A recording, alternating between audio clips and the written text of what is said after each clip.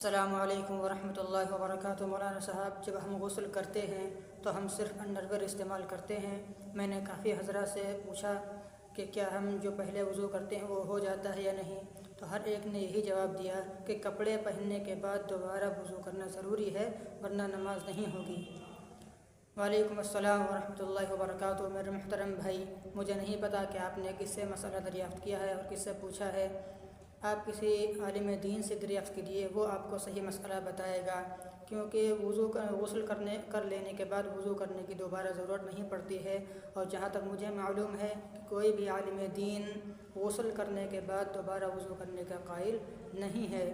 اور جو لوگ یہ سمجھتے ہیں کہ برہنہ ہونے سے وضو ٹوٹ جاتا ہے، یہ بھی غلط سمجھتے ہیں۔ اگر کوئی شخص وضو کرنے کے بعد بھی پورا برہنہ ہو گیا، اس سے بھی وضو نہیں ٹوٹتا ہے۔ لہٰذا آپ جو وضو کرتے وقت انڈر ویئر استعمال کرتے ہیں اور اس کے بعد غسل کر لیتے ہیں، تو اس کے بعد آپ دوبارہ وضو کرنے کی ضرورت نہیں ہے، آپ اسی طرح نماز پڑھ سکتے ہیں۔ السلام علیکم ورحمۃ اللہ وبرکاتہ۔